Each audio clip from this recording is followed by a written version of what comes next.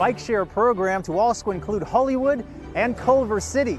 12 to 15 new stations in each of those areas. Expect that within 3 to 4 months. With Hollywood and Culver City added, that's close to 3,000 Metro bikes in time for summer. And I hope everybody can enjoy it, and we'll continue to keep up the program. There are more than 93 Metro bike share stations throughout Los Angeles, and depending on the station where you rent your Metro bike, you have a choice of a smart bike, an electric bike, or a classic. LA City Hall opened its chambers and its bridge exhibition space to honor the contributions and legacy of Black comedians, past and present. The photo exhibit is part of the continuing celebration of African American Heritage Month.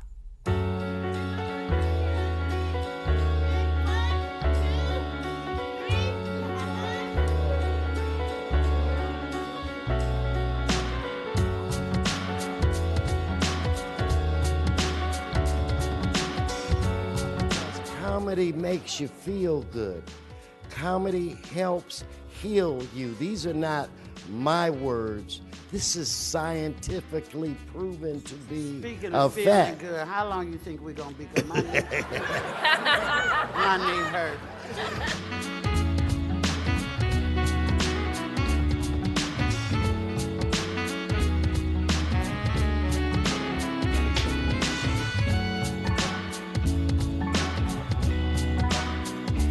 Comedy saved my life. I used to be homeless down here. You know, I first moved from Kansas City, Missouri. I didn't know nobody out here. So I was homeless right down here on 5th and Hill, man, for 3 months. And to turn back around and come back, you know, what is this, 30-something years later? And to be in here with all you beautiful people. Some of y'all ugly, but you know it. You know, I don't know why ugly people come out during the day, because, you know, it's visually challenging is what I'm saying. I'm just super grateful for the opportunity to be standing here again, and I'm super grateful that you guys are like listening. This is a chance for me to say something that could change someone's life, and I don't know what that is, but but I'm grateful to these council members that asked me to come in. You know, I still live in South Central Los Angeles. I want to be a businesswoman in this city. I've already started by doing comedy and bringing joy, and I like to bring opportunity to the people, and not just to myself, but to everyone around me. And when I say that, I mean that. And I'm gonna be presenting things to y'all. Basically, I'm here to just get the door open and get the ball rolling, because I'm buying these properties, so I don't have to pay that much taxes. And why y'all don't ever send birthday cards or thank you cards when I pay my taxes? Again, happy Black History Month 2020. Thank you for having us today. Elsewhere in Watts, it was all business. Anna Marcos was on hand for the LA Conservation Corps' annual College and Career Fair, where dozens of job seekers, new graduates, and local employers mixed and mingled, hoping to find their match. About 200 job seekers have made their way through this College and Career Fair in Watts, looking for a better and brighter future and hopefully higher paying jobs. The best way to alleviate poverty is a job. California Senator Holly Mitchell gives a thumbs up to the job-seeking effort as the crowd swarmed through. It seems a lot of residents are looking for jobs, especially in Watts. We deal with very, very difficult to employ subjects, such as those that were formerly incarcerated or long-term homeless. We help them understand how to fill out applications, how to prepare themselves for an interview. DeJuan Freeman just finished an apprenticeship. He's now looking for construction work. I'm here seeking employment to provide for my family, for the future. I have 3 children and stay by myself. I'm a single dad. Was this like intentional, wearing a vest? Yeah, I could start work today. And out here, there's a lot of jobs just hiring straight away, I feel good that I'm gonna get something here. The job fair is a joint effort by the Watts Labor Community Action Committee the WorkSource Center, and the LA Conservation Corps. We want to give these young people the opportunity to build their confidence so that they can go get a better job. I'm a job coordinator for WorkSource, so I'm here to look for jobs for my clients that I work with. It's hard to find jobs out here in Los Angeles because of many backgrounds. Like, they profile certain people because of the area that we're from. Just a couple years ago, 39% of the men between 15 and 30 were incarcerated in this community. There were another 25-30% that were simply unemployed. So when you get those two together, you've got over 60% unemployment rate within a 2-mile range. At this job fair, at least, there are jobs to be had. The LA Fire Department is on a recruiting spree, something it only does every 2 years. We tell people to get on a physical routine, to start going to the gym. They need to prepare themselves physically for the job, to get physically fit. That's going to be the hardest challenge. Every job does have its challenges. Here, at least, you get to pick those challenges, and there are plenty to choose from. And once the application and interview are in, the wait for that dream job really begins. LA Conservation Corps has been providing at-risk young adults and school-aged youth with opportunities for success since 1985. Well, it's a classic tale of a community rallying to help its neighbors, but these neighbors aren't what you might expect. I had the opportunity to visit the Marine Mammal Care Center in San Pedro to see how this important facility is fighting to stay afloat.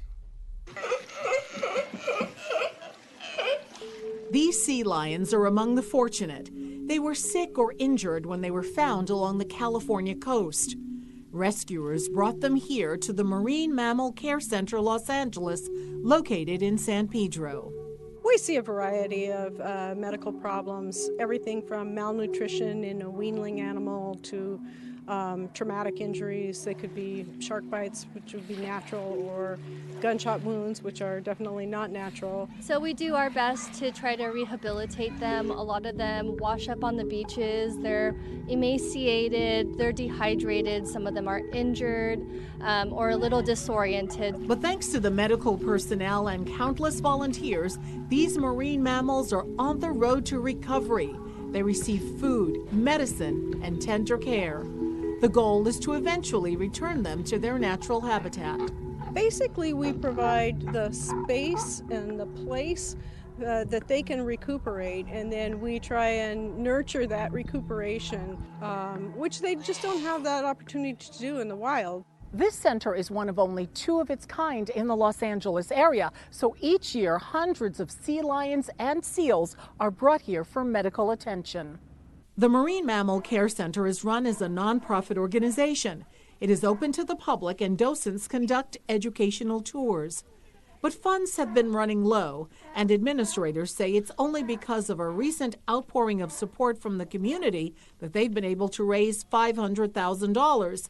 But that's only about half of what they need to continue providing services into next year. And you wouldn't believe how much of that $500,000 came from $5, $20, $100 donations. Many of those who also volunteer have made donations. Bill Marks is one of them.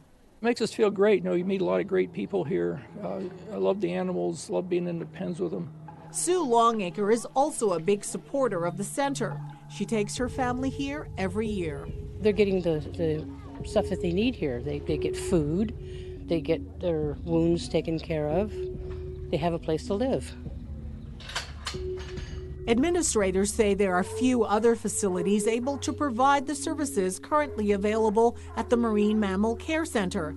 And so they're hoping that the community will come through and help them raise the funding they need to stay afloat. The LAFD Fast Response Vehicle Program gets an expansion. Mayor Garcetti signs a Green New Deal for LA, and City Attorney Feurer is making it safer to purchase prescriptions. All this next on City Beat. Mayor Eric Garcetti was joined by members of LA City Council to launch Executive Directive 25. LA's Green New Deal, Leading by Example. This initiative takes a more urgent stance on the fight against climate change. Los Angeles hopes to take charge by leading the way for a future for the planet. The UN in their studies have found that we have a maximum of 10 years to take dramatic action or we miss our opportunity to stop climate change. LA City Attorney Mike Feuer is working diligently at making the city safe for everyone. As part of that effort, his office has announced the shutdown of 4 stores and a permanent injunction against a family who are allegedly behind the sale of counterfeit and misbranded pharmaceuticals.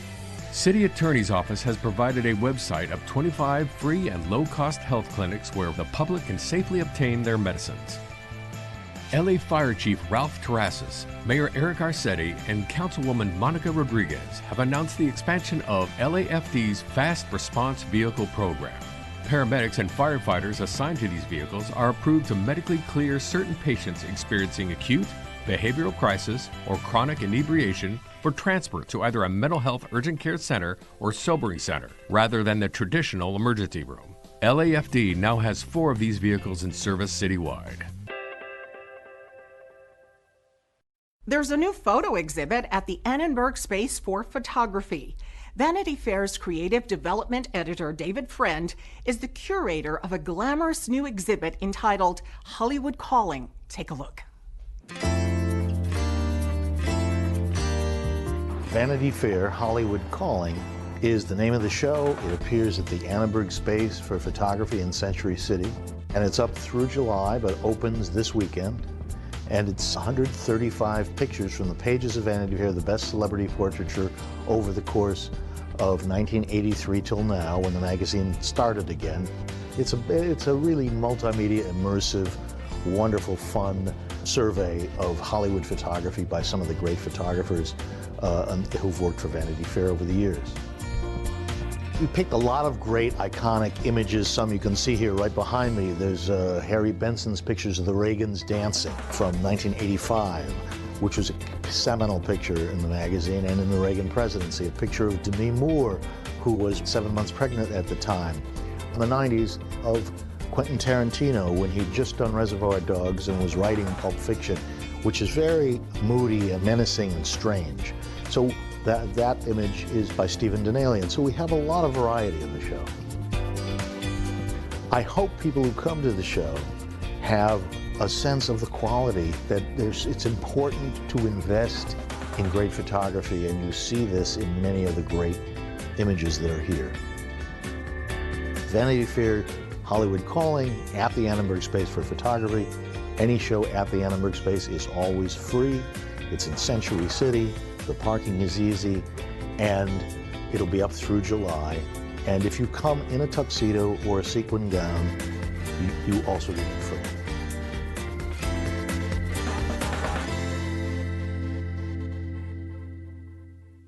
We go from the iconic nostalgia to the cutting-edge contemporary. It's prime season for art collectors, and their Happy Hunting Ground is also one of the biggest art events of the year. Of course, we're talking about LA Art Show 2020. Get a load of these fabulous pieces.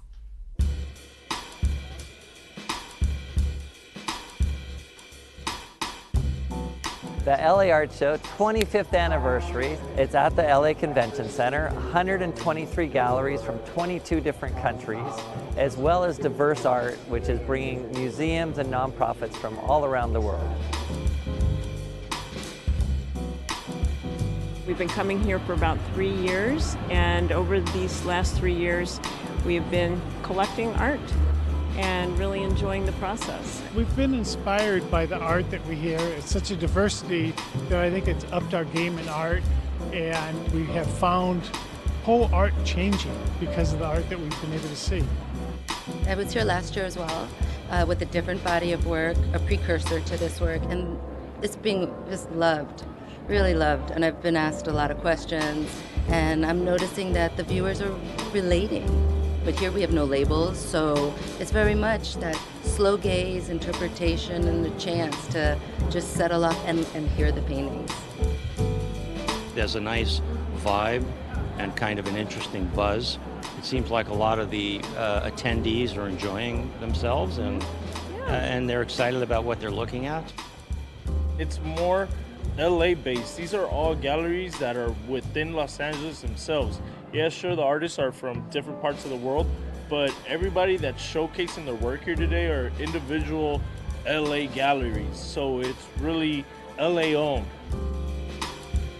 I think in 20 years from now, LA can really be one of, if not the most important, one of the top 3 in the world for art. We have the artists here, we are building the museums here, the collector base is growing here. So it's an amazing moment for Los Angeles. And 20 years from now, I think it will be an incredible moment. Check it out. If you're not an art lover already, it'll make you an art lover.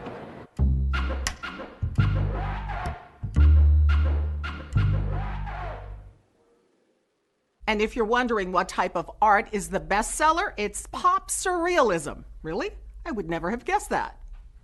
The 21st Annual Black College Expo kicked off its yearly event. Students from all over SoCal attended to get a first look at prospective colleges.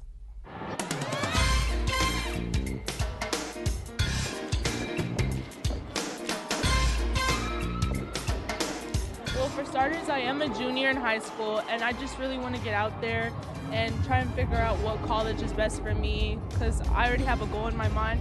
I want to be an athletic trainer, and that's just my #1 goal, and the Black Expo is really amazing in helping with that.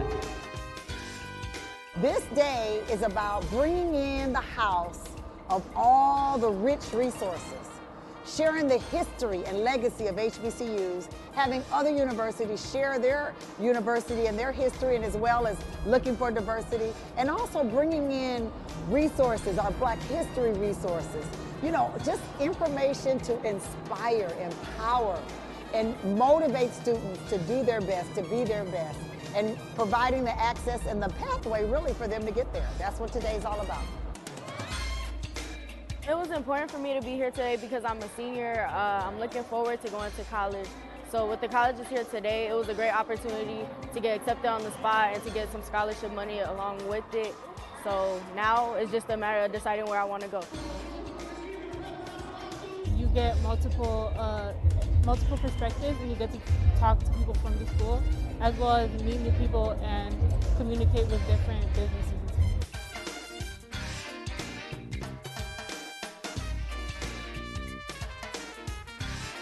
We're happy to be here today to bring 5 busloads of students from Linwood Middle Schools, as well as our comprehensive high schools and our continuation schools, to gain information, access, college acceptances, and scholarships on the spot.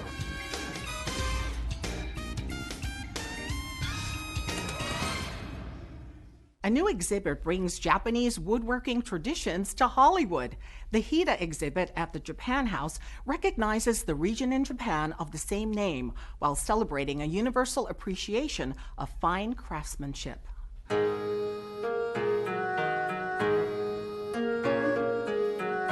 Today we're at Japan House. Japan House is a cultural initiative from the Ministry of Foreign Affairs of Japan to introduce Japanese culture and develop a greater appreciation of Japanese culture in the North American community.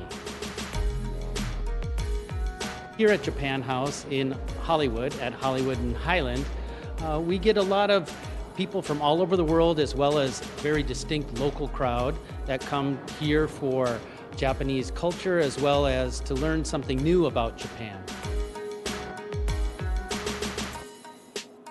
As part of our current exhibition, Hida, a woodwork tradition in the making, we have a number of different areas that are hands-on. We have a play area here where guests can try their hand at putting together a puzzle developed by Hida craftsmen from natural wood from the Hida forests. It's a culture that I didn't know about, and it's really interesting. I personally think they've done some creative things with wood that I didn't even know could be done.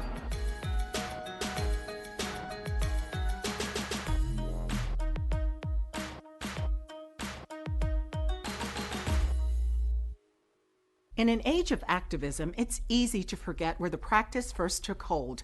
But no institution in America has been at it longer than the NAACP. Its chapter president from the 15th District is Dr. Cheyenne Bryant, LA This Week's Umaima Rashid was able to sit down with Dr. Bryant to discuss how the needs of the underrepresented have changed and how the NAACP has evolved to meet these new challenges. Today we're here with the lovely Dr. Cheyenne Bryant, psychology expert, community activist, and president of the NAACP chapter out of Council District 15. Welcome, Dr. Bryant. Thank you for having me. Of course. Now, most people are familiar with the history of the NAACP as the nation's premier civil rights agency, but can you explain more about the mission and why this organization is still relevant given the progress that we made in the last century? We have been around since 1909.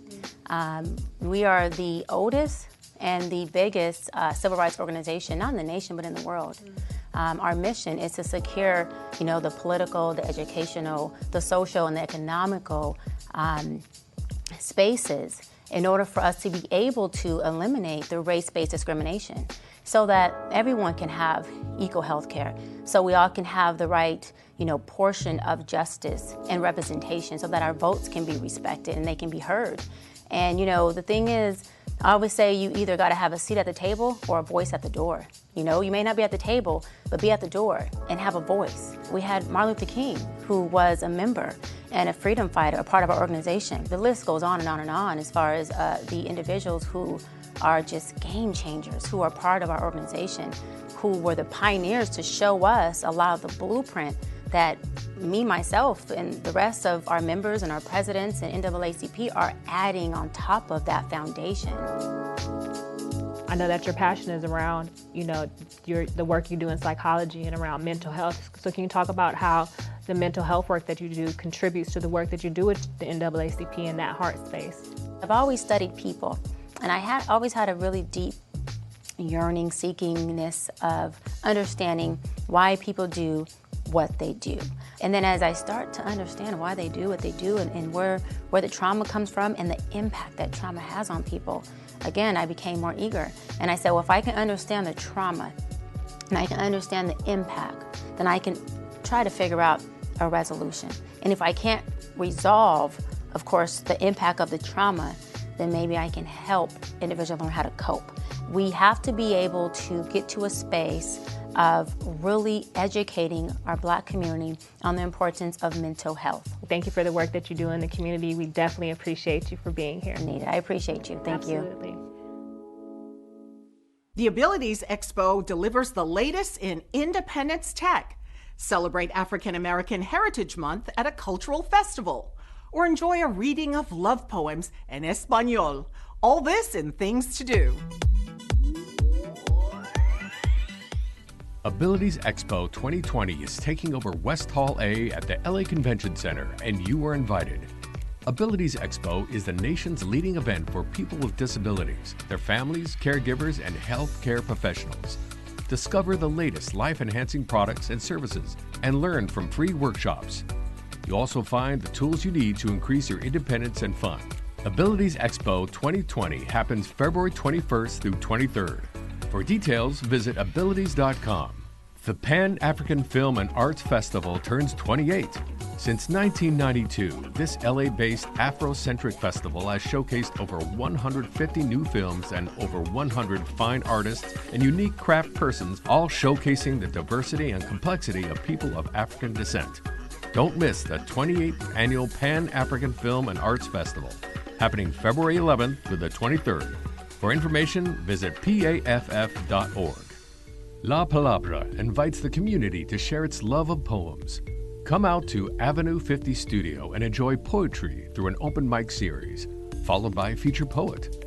La Palabra has been taking place since 2001. On Sunday, February 23rd, the program will present its Valentine edition. Be sure to check it out beginning at 2 p.m. For more information, visit avenue50studio.org. And that's a look at some things to do. That's it for this edition. I'm Saida Pagan. From all of us here at LA This Week, thanks for joining us. A reminder that you can catch us online at lacityview.org. We're also on Facebook, Twitter, and YouTube. See you next time for more LA This Week.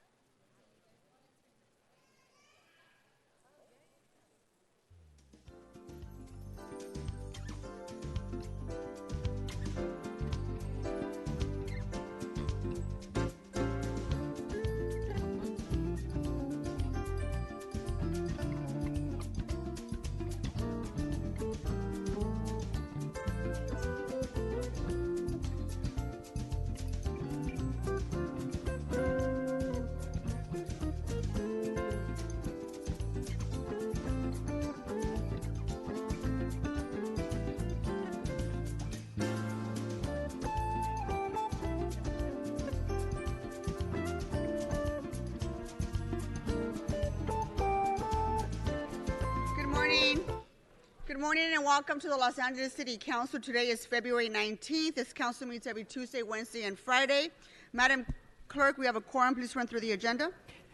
Blumenfield, Bonin, Buscaino, Cedillo, Harris Dawson, Weezer, Koretz, Krikorian, Lee, Martinez, O'Farrell, Price, Rodriguez, Rue, Wesson, 10 members present and a quorum, Madam President. Okay, first order of business. Approval of minutes. Mr. Bonin moves and Ms. Rodriguez seconds. Next. Commendatory resolutions for approval. Mr. Koretz moves and Mr. Buscaino seconds. Next. Items 1 through 31 are items which public hearings have been held. Members, are there any specials on these items? Mr. Koretz, go ahead. I'd like to call item 24 special. Say that again. 21st? Item 24. Any other specials, members? Mr. Price, you have a special? Okay, let's go ahead and vote on the remaining items. Let's open the roll.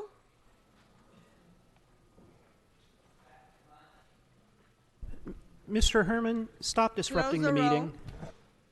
And tabulate the vote. 10 ayes. Okay, what's next? Madam President, for the record, the ordinances for 1 and 2 will carry over to February 26 unless reconsidered with 12 members present. Next are items 32 and 33. Those are items for which public hearing has not been held. 10 votes are required for consideration. Okay, without objection, those items are now before us. Are there any cards on these items? Yes, Madam President. There are cards on 32 and 33. Okay, members, are any specials on any of these two items? Okay, let's go ahead and hold those. What's next? On the continuation agenda, item 34 is an item for which public hearing has not been held. 10 votes are required for consideration. Okay, without objections, those items are now before us. Madam President, there are cards on this item, and there is also a request to hold this on the desk. Okay, let's go ahead and do so. What's next? Madam President, that takes council back to presentations. Item called special or general public comment. Okay, Mr. Price, are you ready for your presentation?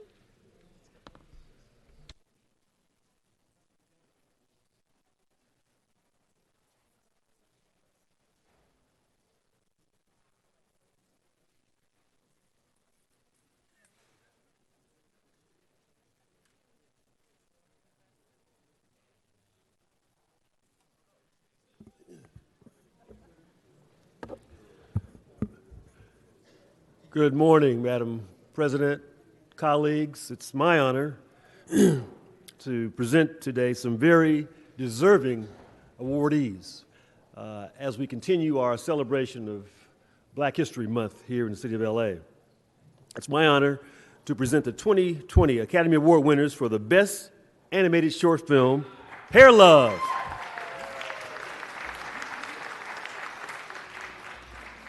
For those of you who don't know, Hair Love is a 7-minute animated short that centers on the relationship between an African-American father, Stephen, his daughter Zuri, and her hair. Despite having long locks, Stephen had been used to his wife doing his daughter's hair. So when she was unavailable right before a big event, Stephen will have to figure it out. Despite having long locks, Stephen was used to his wife doing his daughter's hair. Sounds simple enough, but we soon find out that Zuri's hair has a mind of its own. Writer, director, producer Matthew A. Cherry is a Chicago native and a former NFL wide receiver who left his football career in 2007 to pursue his passion of becoming a filmmaker. Inspired by seeing viral videos on the internet featuring black fathers tackling the seemingly daunting task of styling their daughter's hair, in 2017, Matthew launched a Kickstarter campaign in hopes of funding an animated short film. Well, the response to the Kickstarter was overwhelming, and within a week, he was fully funded, ultimately exceeding the goal of $75,000, and the campaign raised more than $280,000, which was a record for animated short projects on the crowdfunding platform. The project also attracted a number of celebrity backers, as well as veteran animators, Everett Downing Jr. of Pixar, and Bruce Smith, creator of The Proud Family, who ultimately came on board as co-directors. In an interview with the Washington Post, Matthew said his goal with Hair Love was twofold. One, he wanted the film to encourage kids to embrace their natural hair, and he also wanted the film to portray the powerful images he had seen in those internet videos, but typically had not seen them on screen, particularly when it came to animated films. Understanding the hurdles of getting a film green-lighted by a large studio, Matthew sought the advice from longtime studio executive Karen Tolliver, Executive VP of Creative at Sony Animation, who came on board as a producer of the film and whom he credits as being instrumental in bringing Hair Love to the big screen. Karen also started her entertainment career at Walt Disney Studios, working as an assistant on the Mighty Ducks franchise before shifting to Walt Disney Animation Studios as production executive on films like Brother Bear, Chicken Little, and Meet the Robinsons.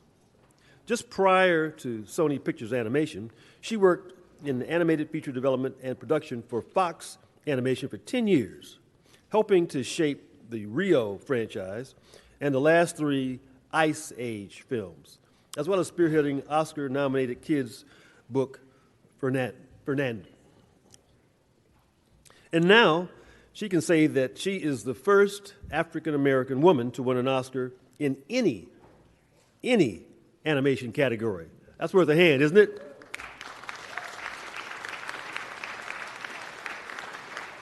The Oscar win comes at a very poignant time when black people around this country, especially our students, are being discriminated against for wearing natural hairstyles. In recent weeks, a student in Texas, DeAndre Arnold, made news after being warned that he could not walk in his high school graduation unless he agreed to cut his dreadlocks. After hearing about DeAndre, the Hair Love team, along with actress Gabrielle Union and retired NBA star Dwayne Wade, invited Arnold and his mother to attend the Oscar ceremonies with them. In addition to being an Oscar-winning film, Hair Love is also a New York Times best-selling picture book. Now, 13 years after following his second dream to pursue a career in entertainment, Matthew has become the second former professional athlete to win an Oscar. The first, also in the category of animated short films, was the late Kobe Bryant for Dear Basketball. Matthew has also received an NAACP Image Award nomination. He's directed over 20 music videos, made 2 feature films, The Last Ride and 9 Rides, served as executive producer on the Academy Award-nominated film Black Klansman from Spike Lee, and is currently directing episodes of the hit shows Blackish and Mixedish. Matthew is quick to recognize that he did not reach this milestone alone. It took a team of talented and dedicated people, both on the creative side and the administrative side, to win this award. I wish I had more time to speak on each of these talented individuals of the Hair Love team, but we want to get to the main event. So without further ado, I present to you Hair Love.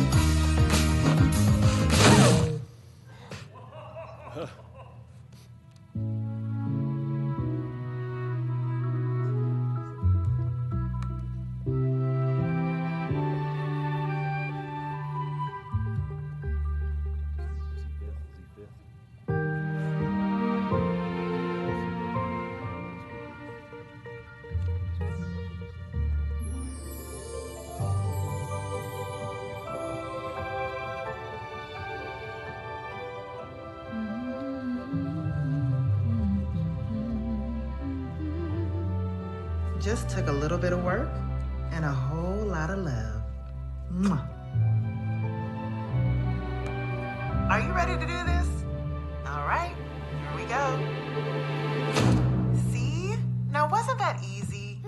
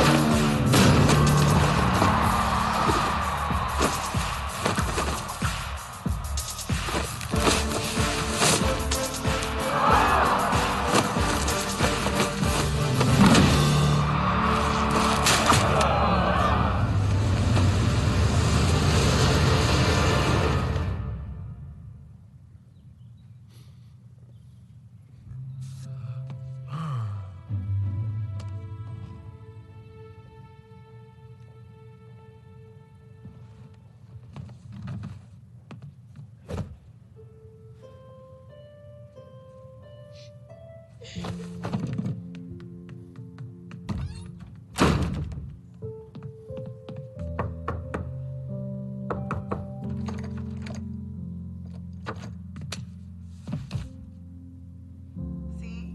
Now, wasn't that easy? All it takes is some confidence and a willingness to get started. And even though I'm not there, I'll guide you through this. I want to thank my very special assistant, my daughter Zuri, for helping me with today's vlog, like always. And remember, the road ahead might look rough, but you can make the journey with a little bit of work and a whole lot of love. Mwah.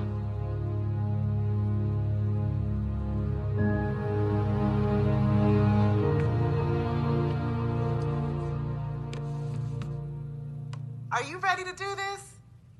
All right, here we go. First, you want to moisturize these beautiful thick curls with a leave-in conditioner, which will also help detangle the kinks. Now, part all your hair into sections and clip it away.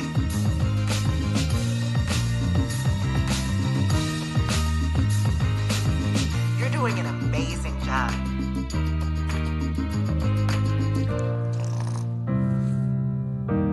Yay, you did it! That was so much fun. I knew you could do it.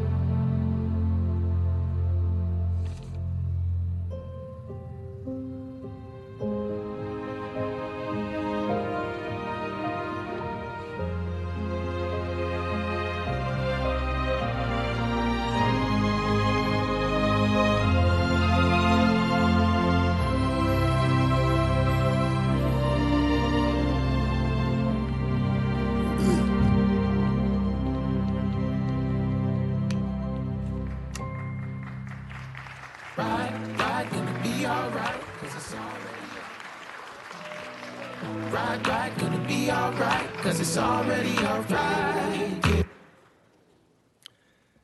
Ladies and gentlemen, please join me in congratulating Matthew A. Cherry Karen Rupert Tolliver, and the Hair Love team for doing an outstanding job and this outstanding achievement.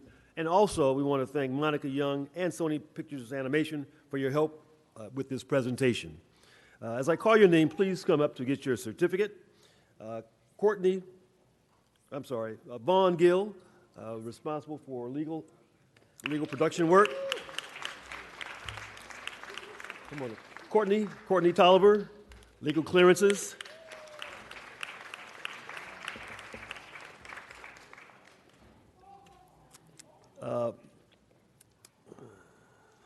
Matthew A. Cherry, director, writer, and producer.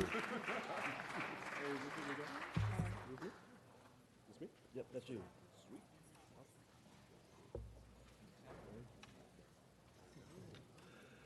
Monica Young, producer.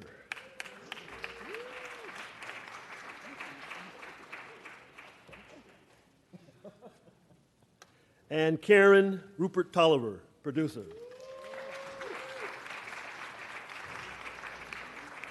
I'm going to ask Karen and Matthew to say a few words.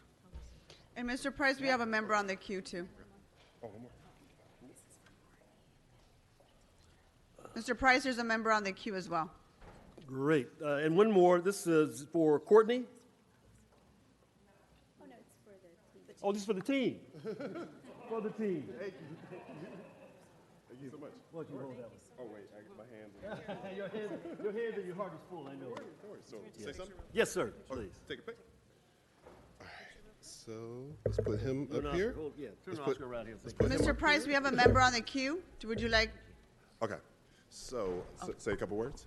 So guys, it's a great honor to be here, to be recognized at this incredible place. Hair Love really was born out of really wanting to see more representation in film. We had an incredible team that worked on the project. Thank you to our partners at Sony Animation, everybody that worked on it. Importantly, Karen Tolliver, Monica Young, Courtney, and Vaughn Gill, who are here with us today. Also, the people that aren't here with us today, Bruce W. Smith, Everett Downing, Stacey Newton. Also, our family at Sony Animation, Christine Belson, Tom Rothman, Jeff Korchek. We really just did this project to do something that young people could see themselves in. Animation is an important medium.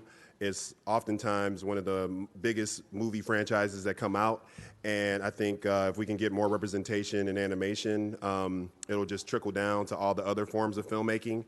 And like we said in the speech, Kobe Bryant won this award 2 years ago, and we know what he means to the city of LA.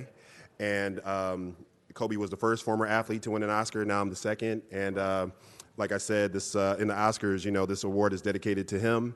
And may we all have a second act that's as great as his was. And thank you guys for your time. Thank you. And industry pioneer Karen Rupert Tolliver, responsible for greenlighting this project and providing all sorts of inspiration and encouragement. Karen? Thank you so much. I'm continually humbled by this project and the impact that it's had, but I think today is probably one of the biggest moments in that, in the intersection of policy and the entertainment. I've been in this business for over 20 years, and I've worked on a lot of movies, but none of them have impacted me as personally. I have we have two sons, two black teenage sons that are going to go out in this world, and I realized this was an opportunity to really present positive images of black men so that people can really start to think about them differently when they walk this earth and walk the streets. And so I'm just humbled again by the reception and by you guys receiving it so well. And I'm excited. Thank you so much. Thank you. Mr. Harris Dawson. Thank you so much, Madam Chair. And I just want to ask my colleagues and the folks in the gallery to give our colleague, Mr. Curran Price, a big round of applause. This isn't this is one of the most important presentations that I think we've done during Black History Month, and there are a lot of them that are very, very important. I want to stand and congratulate you all for what you've done with this picture. And I know it's you started from the ground up. You did a Kickstarter. You put the worked together and you got the film up, and you're spending time on task, but what it means to so many of us, especially those of us around this horseshoe who make laws. All of us up here know that we can make laws and we can change the rules, but we don't often, through laws, change hearts and minds. And what you all have done here is change hearts and minds. There is nobody that can look at that film and not come away with a greater sensitivity to what hair means and all the drama that comes with hair. And I'm just sorry, anybody who's black just knows, like, it's just, hair is drama, especially for African-American women who, you know, I grew up in a household where my grandmother did hair, so every Friday you'd smell the smoke and the chemicals and all the stuff happening, so people could feel like they were acceptable for the weekend. And so our own State Senator Holly Mitchell passed the Crown Act, which we were very proud. Councilmember Wesson and I put forward a motion for this council to support that bill. This council passed that unanimously. The law is good, and life works best when those of us who make policy can make policy, but those who are in the world of art can change hearts and minds. And so hopefully generations and generations of African-American girls go to school, go to work, live life with a little bit more confidence and a little less insecurity about their hair. And so I thank you all for that. And my last closing comment, Mr. Huizar wants to know if that's the real Oscar. And I told him, I said, you can't touch their hair, but maybe they'll let you touch the Oscar. Ms. Rodriguez? Thank you, Madam President. And thank you, Mr. Harris Dawson. I think you really captured it very eloquently about how special this all was. And I think it really extends beyond the African American community. It's really about all communities of color being represented through this film as well. I'm married to, my husband is Cuban. He often talked about how, as a young boy, how his mother used to put relaxer in his hair and rollers in it as well before that picture day. But really what it means for all communities of color was very special. And I also want to thank Sony for their support. And I think, you know, when we talk about representation and making sure that all communities are represented in Hollywood, this is emblematic of how important it is and why, and how important it is for kids to see themselves on the big screen. And so in this animated short, this is, you know, again, a very important part of how we do that for all kids of color. And so I want to congratulate you. I thought you guys did a beautiful job at the Oscars representing us all very well. So congratulations on this very special recognition. Thank you, Councilmember Price, for bringing them in. This was very special, and I think it touches everybody. So thank you very much for your work, and congratulations. Thank you, Ms. Rodriguez. And Mr. Price, if I can just say a few words, you know, my husband and I and my daughter, who's 11 years old on Monday, we watched this as a family, and I got to tell you, the bond between the little girl and Zuri and her dad is like watching my own 11-year-old and my husband Jerry. And the fact that he does her hair since she was almost 2 years old when I had to go away and travel, and I wasn't always there. And I remember one day I had to be away for a conference, and it was picture day. And you can just imagine how horrified my husband was to have to figure out how to do her hair. And so we will keep that picture only because it was so messed up. I mean, the hairstyle was so ridiculous. And I had written out instructions on how to do this. But my daughter has this beautiful, long, curly hair. And it is an absolute mess every time she wakes up in the morning. And so we've struggled with her hair for almost 11 years. But I love the fact that this film not only talks about the beautiful bond between a father and a daughter, but to also love yourself and love who you are and love your hair and be proud of your heritage and be able to demonstrate that to the world. So thank you so much. It really spoke to our family, and I want to congratulate you on your Oscar. Keep making amazing films so that little girls of color can see themselves as beautiful and confident as everyone else. Thank you very much, Mr. Price. Congratulations. Thank you.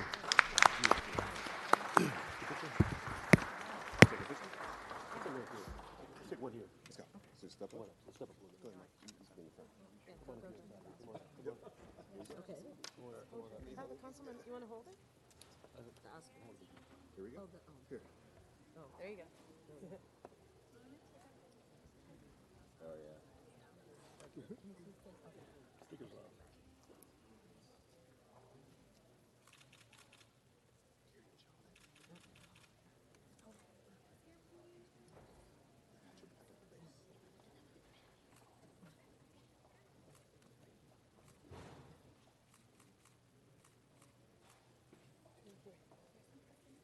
Okay, great. Thank you.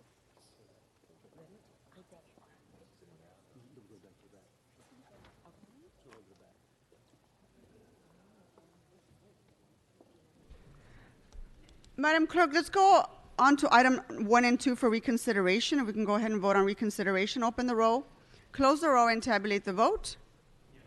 13 ayes. Okay, those 2 items are now before us. Let's go ahead and vote on those items. Let's open the roll, close the roll, and tabulate the vote. 13 ayes. Thank you. Mr. O'Farrell, you ready for your introduction, sir?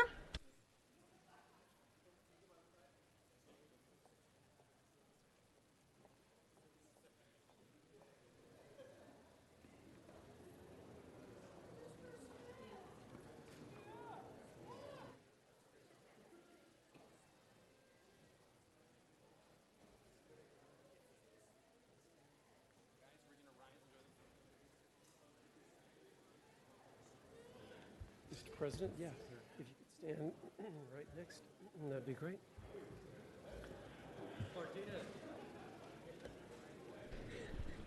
Sergeants, if you can please help me quiet down the room. Mr. O'Farrell has an introduction. Thank you for your patience, sir. Thank you, Madam President and colleagues. I am deeply honored today to be able to welcome President of the Navajo Nation, Jonathan Nez, and a delegation that he has brought from northeast Arizona. Please give them a warm welcome.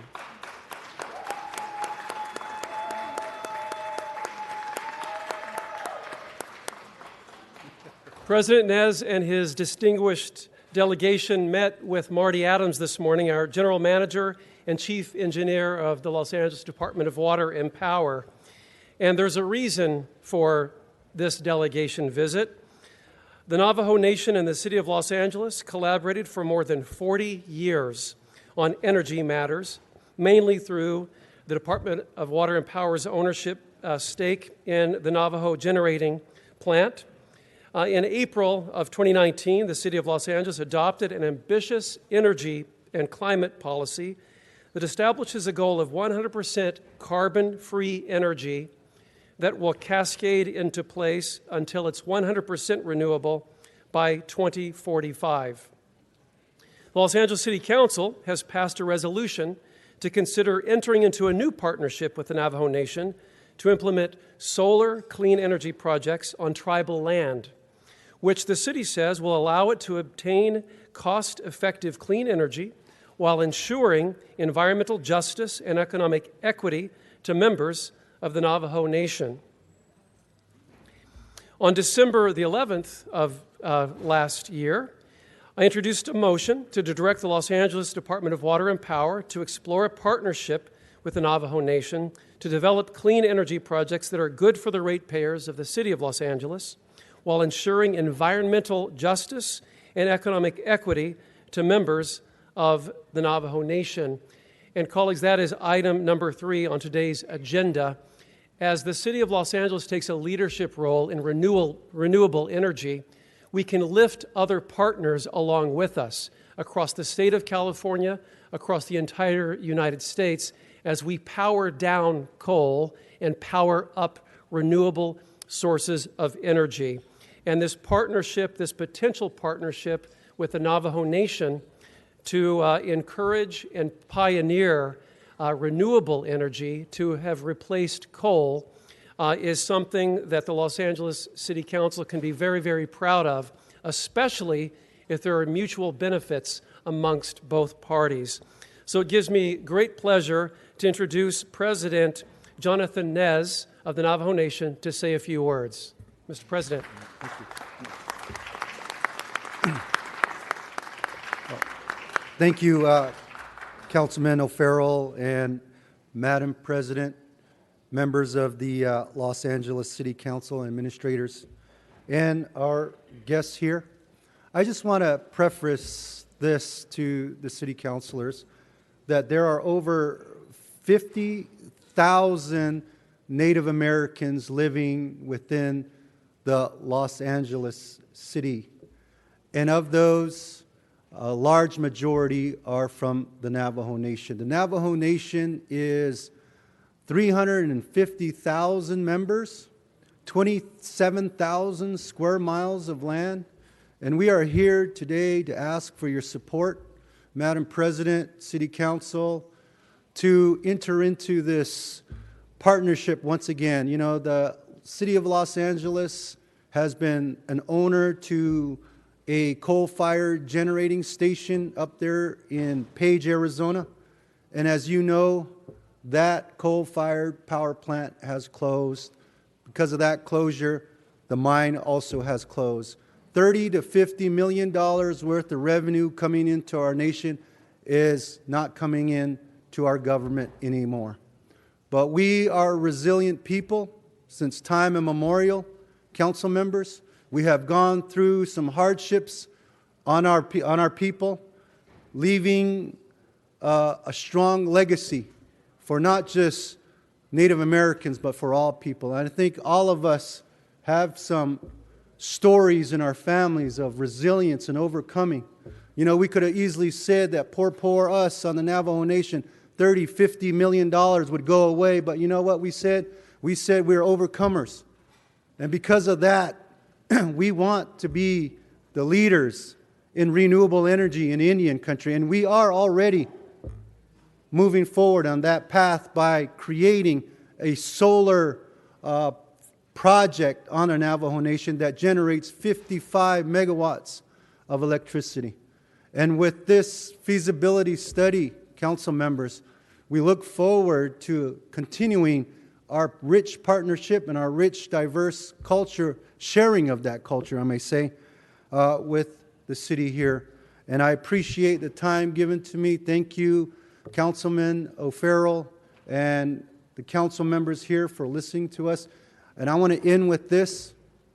This is a win-win for everyone. The demand for clean energy throughout the country is there and mandated by our people, our citizens, and it's no different on the Navajo Nation. We have a young population on our nation, and they are demanding to be better stewards of our land, and renewable energy is the way forward. So thank you so much for the time bestowed upon me today. God bless you. God bless our great Navajo Nation, and God bless the city of Los Angeles. Thank you so much. Well said, President. Thank you. Very well said. Thank you. I'll just follow you this way. Thank you, Mr. O'Farrell. Members, we have a request to send item 15 urgent forthwith. Item 15, let's go ahead and open the roll, close the roll, and tabulate the votes. 13 ayes. Thank you. We're going to move on to multiple speaker cards.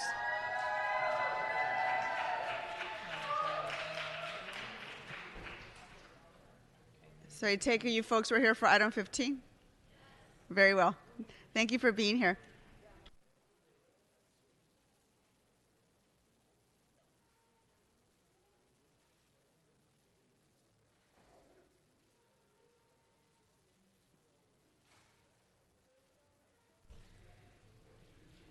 Okay, multiple speaker cards. Wayne Spindler, are you here?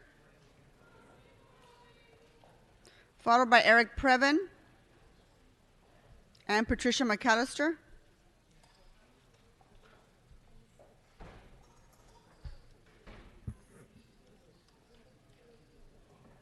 Mr. Spindler is speaking on items 32 through 34 and general public comment.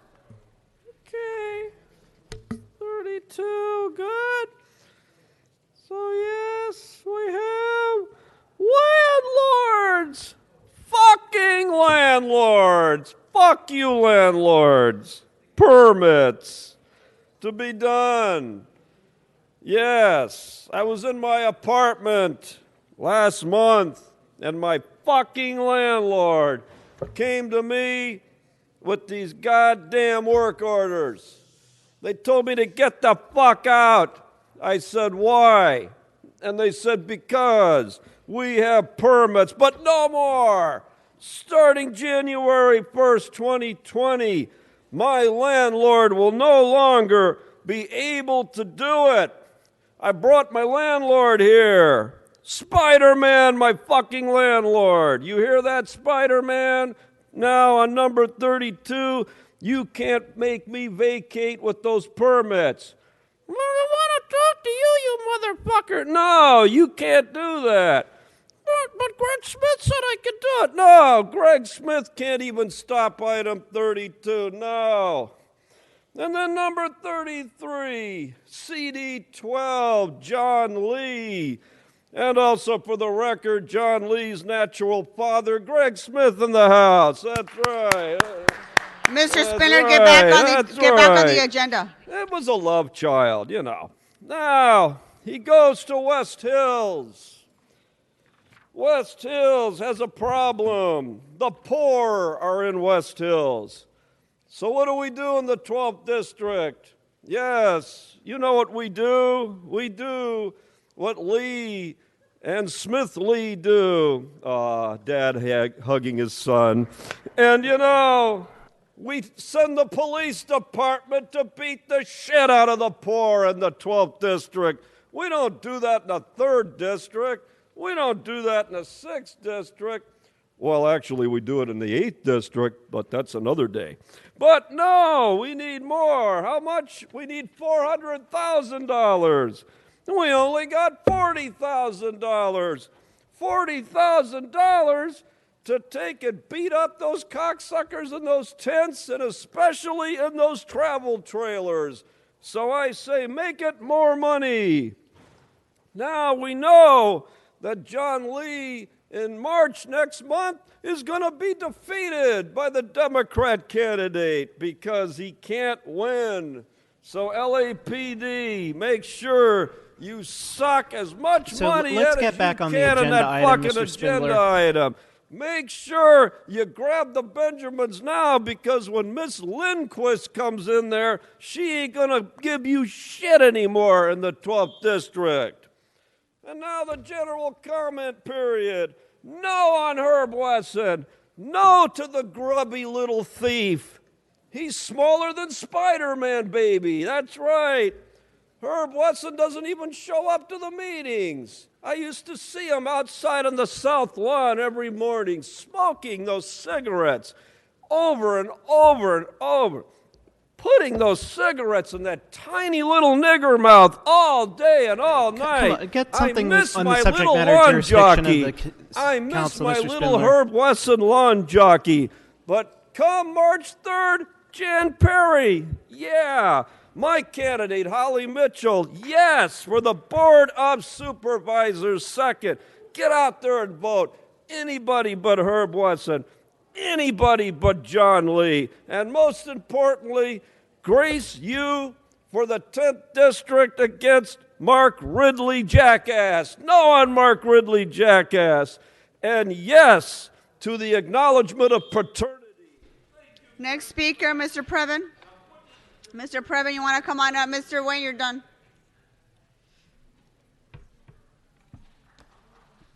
Mr. Previn, you're speaking on items 32 through 34 in general public comment. Thank you. It's Eric Previn from Studio City, and I pay attention to the city's banking relationship, so I appreciate your continuing the item and posting now a C, which is a third version of how you'd like to see the additional staffing for the Office of Finance to manage the transition from Wells Fargo to Bank of America and JP Morgan Chase. Now, there's a question as to why, and what about that redundancy of having two banks? And that's why we had to kind of focus in a little bit on what's actually happening. And what's happening is where in 2013, Wells Fargo was found to be involved in all kinds of account fraud, where people who look like you, Supervisor Martinez, and me, were being forced as workers to hit quotas that were improper, filing cards for people who never asked for them. So we divested from them to these two other banks. but these other banks are also giant commercial banks. And when you ask yourself what happened, how is it that it took so long, 7 years, and now we're getting 2 big banks with fees? And when I looked into that, it is an astonishing number of fees. It is more fees than we were paying before by several $100,000. And not just that, the millions of dollars in transition. When I leave a bank, or if you leave a bank, you leave and you go to the new bank. This has been an opportunity for 3 banks, a tale of 3 banks, to put the auto suck right on the people of Los Angeles. Now, why would you guys want to not say no to one of the 2 sets of bankers eager to get your business? Because 2 sets of bankers is better for politicians who like to be with bankers. So this is very, very upsetting, and it raises real questions. You're going to point to the county that they did something similar, and therefore it must be an appropriate thing to do. It's not. This is not in the people's interest. We should be at a not-for-profit. Google that. Not-for-profit. I mean, remember your former council president who wanted to manage the bank, which is absurd, but we want a not-for-profit bank, not 2 big commercial predators for which we have to hire an army of inside Office of Finance staff to monitor. And they won't be able to monitor them because these banks are excellent at what they do. And if you don't think that Bank of America and JP Morgan Chase just modified their approach when Wells Fargo was virtually sacked, you're wrong. That's exactly what happened. So I don't know, you got the ACOM Hotel today. You're going to do some transit occupancy tax revisions to give more money to your treasured inaugurator. I mean, this is just ridiculous. We really don't want the Office of Finance having one bank sucking in the money and the other one kicking out the checks from the officer controller. I think it's a bad idea. I wish Michael Hiltzik, who wrote on January 27th about how the Wells Fargo thing was even worse than anybody ever expected, that 5,300 people were let go for fraud, but 8,500 were let go for not meeting quotas. That's the innocent ones, like you and Alexis and Brew over there smiling like it's some kind of a joke. It's not a joke, sir. These are thousands of Angelenos and all Americans getting hurt by these big banks, and you guys are rolling forward saying this is a great deal. As a matter of fact, it's a better deal than we thought. General public comment now. My general public comment? Well, because I had to spend so much time explaining that, I want to just thank the Navajo Nation for agreeing to work with O'Farrell after his ethical violations on the solar project. I think that it's really a good thing, solar. We love the sun and we want to harvest it as best we can. I just think the marriage of the gambling guys and O'Farrell is a perfect fit. I talked about the ACOM Hotel. I'm very happy to see the low-income folks getting city jobs. This is a great initiative. And the Emergency Management Department, what a surprise that it's only $250,000 when you add up all the complicated fees to get one guy in there to help out with a department that's sort of redundant in its own way. And Sepulveda and Sherman Way is the most traffic accidents in LA, I heard. 47 different traffic accidents at that particular site. I'm just wondering, is there some way that we can take an action that would remediate that as opposed to keep tallying the numbers like it's a Zagat guide on restaurant likes? It's so heartbreaking. And in the meantime, we get nothing. Thank you. Okay, Patricia McAllister, you want to come on up, ma'am? You're speaking on items 32 through 34 in general public comment. Yes, I was in that Budget and Finance Committee meeting also, and Kergorkian and the others said that they were replacing Wells Fargo because Wells Fargo was charged and everything, fined for creating false and phony accounts. 3 years ago, took the city 3 years to get rid of Wells Fargo, and now they're bringing on Bank of America and Chase. Now, Bank of America just went up for investigation 4 months ago for the same thing that Wells Fargo did. So I told the council, I told the Budget Committee, I said, why are you picking Bank of America? They're under investigation by the federal government for doing the same thing that Wells Fargo's did, and they just ignored me and went on and approved Bank of America and Chase. Now, they want 2 banks. Wells Fargo was doing our banking alone. They want 2 banks. You know why? Because money is going to be washed, all kind of money, drug money, prostitution money, everything else. And they want fees. You don't charge multi-trillion-dollar cities fees. Millionaires don't pay fees for their banks because they have so much money in there that money is being used by the bank. So that's another scam. This finance committee needs to be investigated. Okay, now, once we have to get rid of Bank of America, that's going to be another 3 years. We have to hold Bank of America. We shouldn't have even approved Bank of America. We need one bank, and that's Chase. Now, would they do that for their own personal finance? No, they wouldn't. They wouldn't go to 2 banks with their little money and put it in there and all those fees. But see, they just take our money and just throw it around and just do what they want to do with it. And I'm not going to allow it. Now, here, this police budget, I believe that the police budget and the information technology budget are the two entities that trillions are being stolen from. Now, the police salaries alone for 2020 is 1.6 trillion. I said salaries. 1.6 trillion, but here they want to go and give them some overtime and take the money out of the redevelopment project account. Redevelopment, that means building up the communities. The police has enough money in their salaries in that area for overtime. We haven't had any riots. You protect illegal aliens, so we're not pulling over illegal aliens and deporting them. We haven't had a riot since when? 40 years ago, 30 years ago? What are the police doing? Okay? This 1.6 trillion is too much. And that's where I always see the embezzlement happening, in information technology and in the police budget. Now, this is Lee. Lee wants to do this. This guy is new. We need to get him out of office. Now, here's another thing here. You want the people, the landlords, to, they can't vacate people because they want to fix up the properties. Well, that was starting January 2020. Why are you waiting 3 months when thousands have been thrown out of their apartments? This city council, I'm a teacher. So you can move on to general public comment now? Yes, I'm a teacher. I would give all of you 3 Fs. You're not qualified, and you're not trying to learn. Not only are you crooked, you're not qualified for the job. We got a lawyer who's the controller looking over trillions of dollars of this. And you know what a controller is? It's an accountant, a certified public accountant. And you know why you don't have one? Because a certified public accountant wouldn't put his or her license on the line for this crooked stuff. That's why you made it an elected official position. But we're going to change that charter because the charter says that the controller's position is an elected official position. So I'm going to work on getting that charter changed. That is a salaried position. Okay? A salaried position. The controller we have right now, Ron Galperin, guess what he is? A lawyer.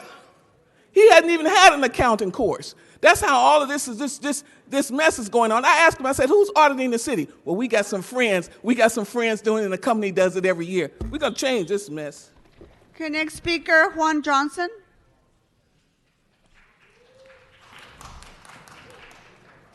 Mr. Johnson, you're speaking on items 32 through 34.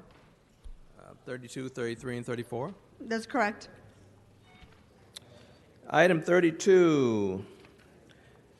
My name is G. Juan Johnson, Council District 10. I object to this ordinance on the grounds the city has not provided rent reimbursements for reduction of housing services maintenance to the intercom system in my rent-controlled building, and the city housing has not provided rent reimbursements for reduction of parking from tandem to single stall.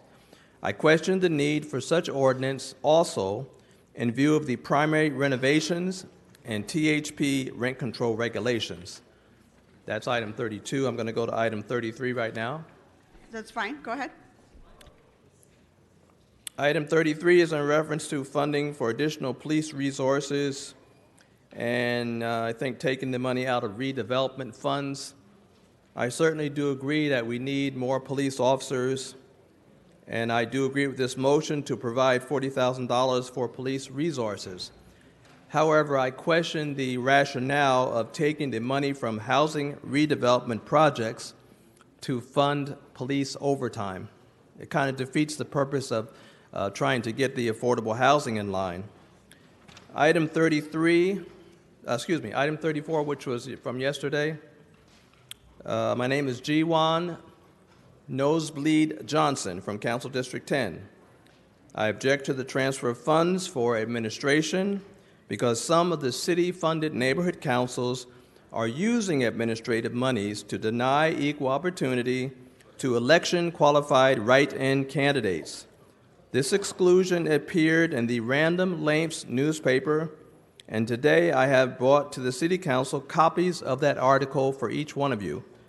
I'd like to give you the copies. I have 35 copies. Is that permissible? Can you hand it, just hand it to the sergeant right here, and he'll make sure we get it. Thank you. Thank you very much. Can I now do public comment? You didn't sign up for that, so in the future, I just need you to sign up for general public comment. But go ahead, give him his 1 minute. Okay. Go ahead, sir. I'd just like to say that I've gotten complaints from members of the public who are watching these council meetings on cable station 35, and it appears that when the public is up speaking like myself, the voters are complaining that the camera is moved back so far, it looks like the public is in the nosebleed section. So I would appreciate if the council would take some effect over the LA City View cable station paid for by the city taxpayers' dollars to get that camera up closer on the public, because it just shows, you know, a respect for the public. And also I want to say that the election is still going on between now and March 3rd. People that missed the voting deadline yesterday, you can still sign up to vote. It's called a conditional ballot. So you can still sign up between now and March 3rd. You can still register and still vote. Thank you very much. Thank you, sir. Next speaker, Armando Herman, followed by Antonio Ramirez and Mike Greenspan.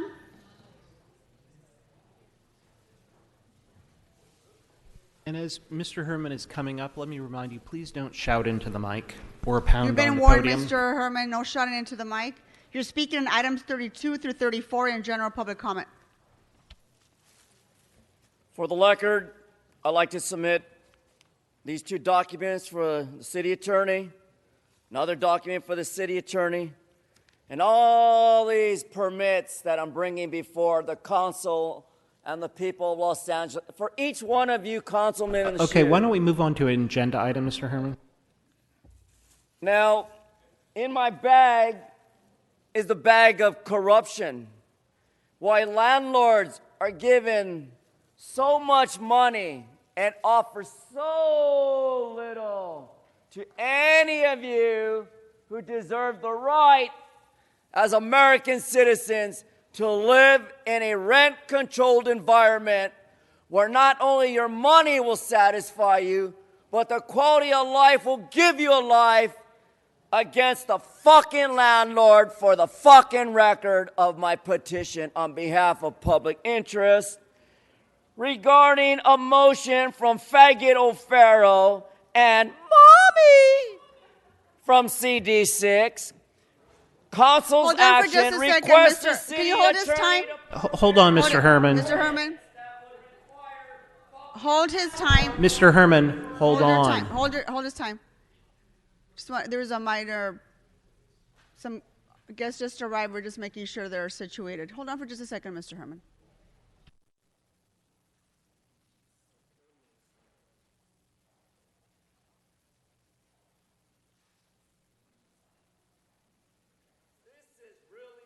Mr. Herman, hold on.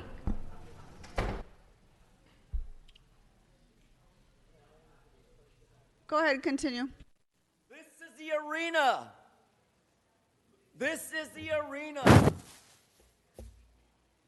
And as you see, already at the podium, I'm being objected. So please get on the agenda items, Mr. Herman. Well, before I was interrupted, assholes, on motion item 32, Housing Committee waived consideration that landlords are fucked up like Jose Huizar and the FBI investigation. In addition to motion Lee regarding the fucking police, LAPD, thank you, Mr. Smith, for showing up with your badge. But as you know, we are the NWAs, the niggers with attitudes, and we tell the police, we tell the DA, we tell the city attorney, fuck the police. Because that's why I'm here, to satisfy the transfer of these nigger appropriations of $40,000 under AB 1290. So let me not say I am interrupting anyone's culture, because when you bring children and your You're off topic.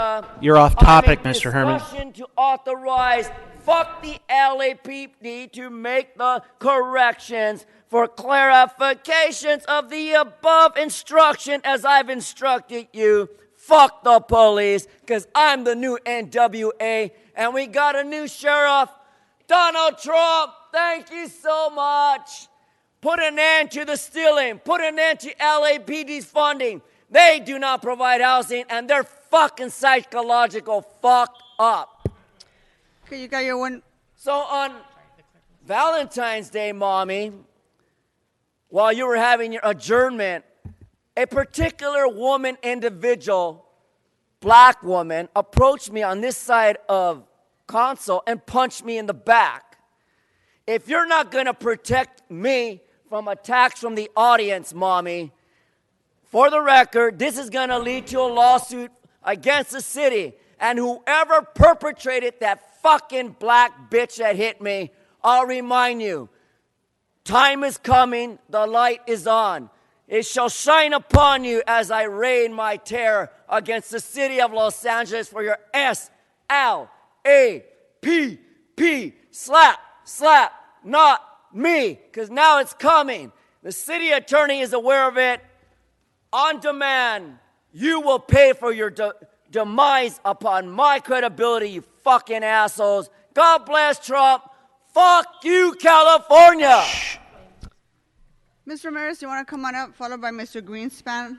Madam President, for the record, the amendments for item number 24, 32, and 34 has been posted, circulated, and before council. Very well. Thank you, Madam Clerk. Ms. Ramirez, I will remind you you're speaking on items 32 to 34 in your general public comment, okay? Thank you very much.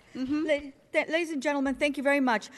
Yes, I think the landlords should be mandated to fix all the necessary items and fixtures inside apartment before they issue evictions with just cause and or for non-payment. Now, we demand that these so-called elite satanic Zionist Jews or the Yarmulke Club, which are most of the Jews that are the landlords, they should also kick out all the goddamn junkies that are plugging up the toilets and thereby by vandalizing the entire plumbing system that affects all the other tenants. These fucking junkies flush down their goddamn drugs and contraband. So when you have junkies and gangbangers, what you should do is have the LAPD come and do inspections in those apartment units so they don't end up fucking the entire building or the entire units. It's ludicrous, and it happens more often than not.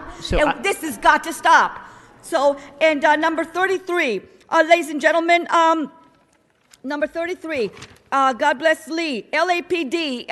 What we demand is that the LAPD start enforcing the rule of law and provide and go after these goddamn drug addicts, these goddamn gangbangers, and all these goddamn mob lynchers and Skid Row niggers that hang out and deal the drugs. We already know that the Israeli Mossad, the elite satanic Zionist Jews and Freemason assholes hire these fucking Skid Row niggers and these fucking gangbangers and wetbacks, and they walk down the streets like on Ventura Boulevard, back and forth, patrolling and checking and taking details and acting as lookouts and reporting it to the fucking Israeli Mossad and the fucking Jews and letting them know who is out or who's prostituting, who's committing crimes or who's doing other services where they are not getting paid. So what we're saying is, let's break these criminal monopolies. Ship the fucking niggers and the gangbangers and the wetbacks and deport the motherfuckers and put them in prison and stop So these I think we criminal veered monopolies. off topic, Ms. Ramirez, you got to get back on the items we talked about you signed up for.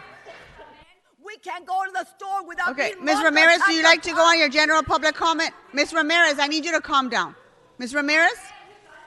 Okay, but let me give you your one minute of general public comment because you're completely off topic. 34, can we do 34? I didn't get to 34.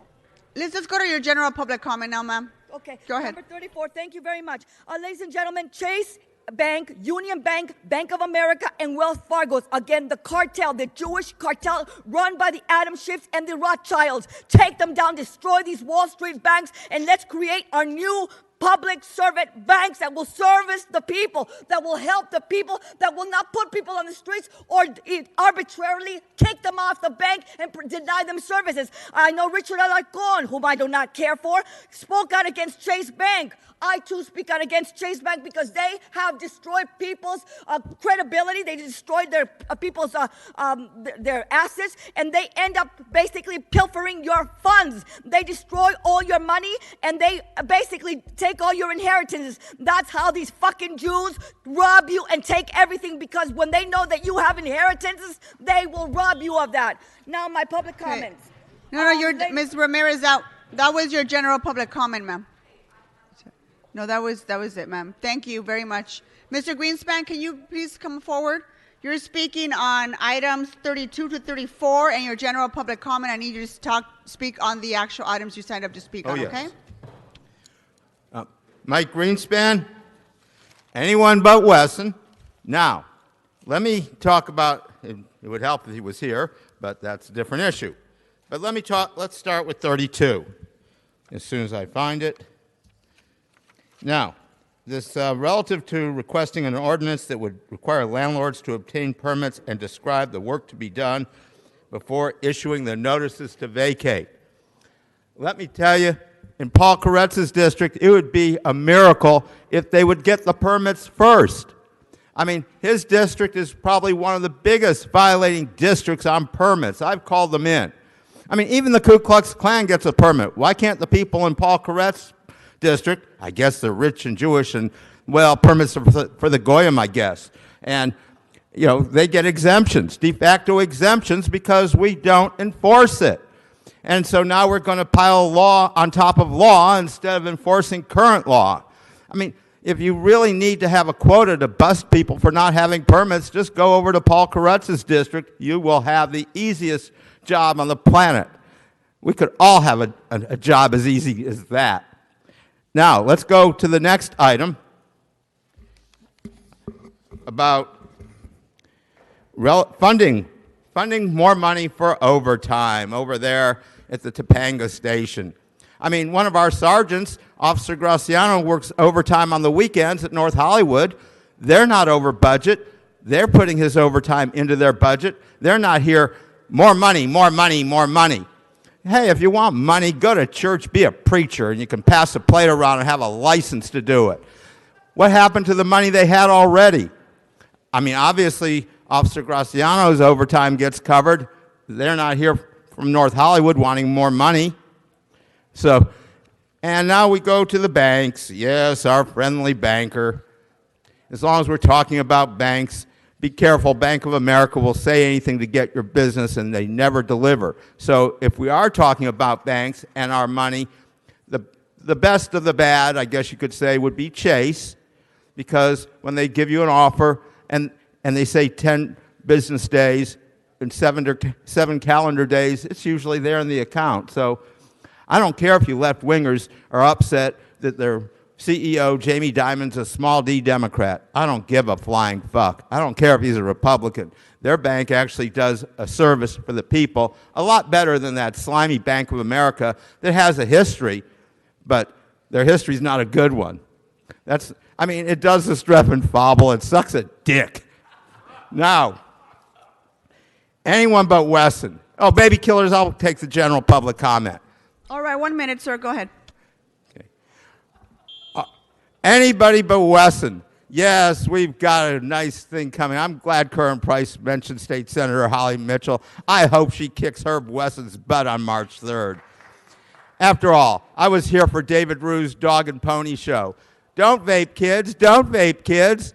Well, if vaping's bad for kids, how come it's okay for Herb Wesson to take a $15,000 contribution from Juul? I guess it's okay for the adults to take money from the vaping companies. Of course, Herb Wesson had this broad working for him named Vanessa, who now works for Juul. Ergo, that's where the money comes. So, yes, let's be hypocrites. I just hope Wesson gets his butt kicked, because he's really done a disservice for the city of L.A. Yeah, he's really fixing the homeless issue, too. Just look at his son, Donnie. He's homeless, too. And look at Herb Wesson III. He's queer as can be. Thank you. All right, you're done. Thank you very much. Next speaker, Mr. Red Chief Hunt, are you here? Are you speaking on the item, sir?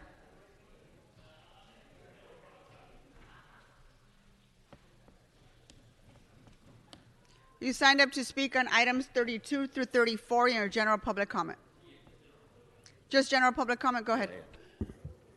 Hey, listen, you guys, I've been down here since 2004.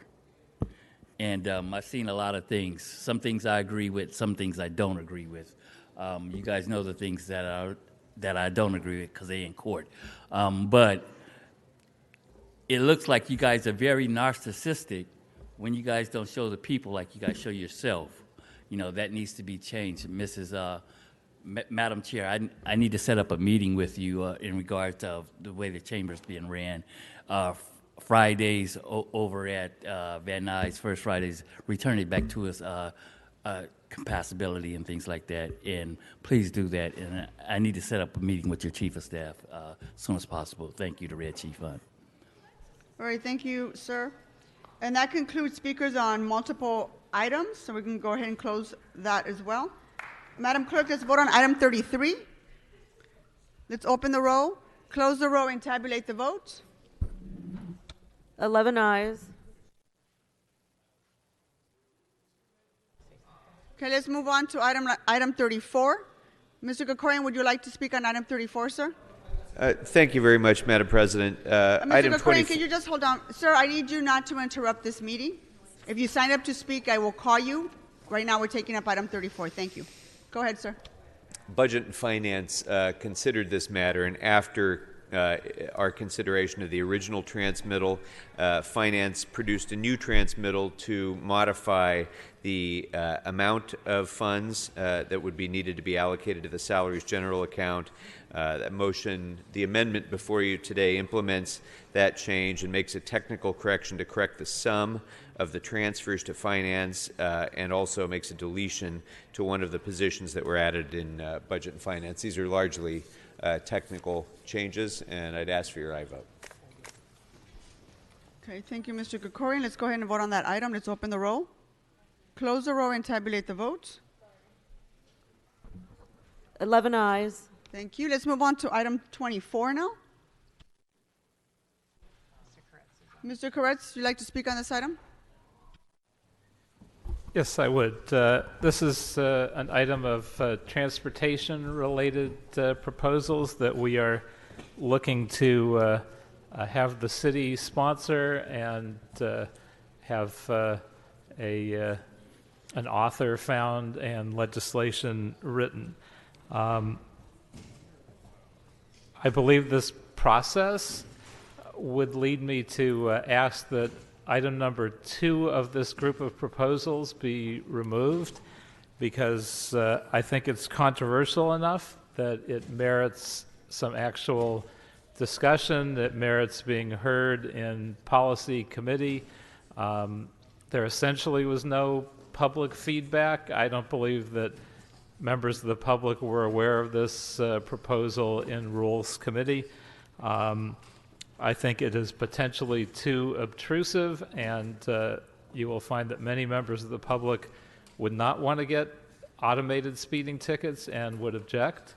I think it's very possible that this will actually cost us money, similar to red light cameras, that the state would receive large amounts of money, but it would be a net cost to the city once we actually do fiscal analysis.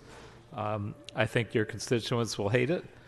I think that there should have been a briefing of T committee members at least. Why are we even on that committee when significant transportation proposals like this are sort of snuck by us and not even flagged for us?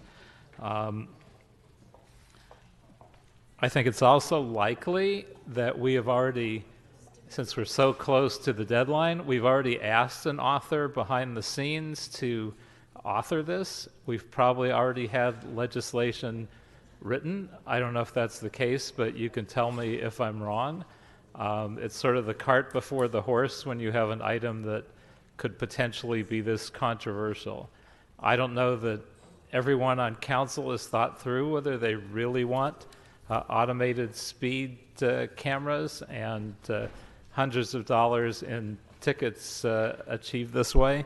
So I would just ask that we remove item 2 from the rest of this proposal, which is in general an excellent and not very controversial proposal within the city, and bring that piece of it to T committee for some actual discussion and analysis. Correct, Mr. Bonin, followed by Ms. Rodriguez. Thank you very much, Madam President. Colleagues, just a little context. This package, as all legislative recommendations do, went through Rules and Elections Committee. It's a series of proposals that DOT has put together asking for bill sponsorship in Sacramento. There's something in here that would give the city the ability to regulate TNCs. There was something in here that would give the city, or would reform the stupid way the state requires us to keep raising speed limits. That would reform handicap placard abuse. And then there's this proposal here which would seek sponsorship for legislation to amend the California Vehicle Code to allow cities to opt in to an automated speed enforcement system. This does not create a speed enforcement system in Los Angeles. It simply creates the opportunity for us to potentially have one.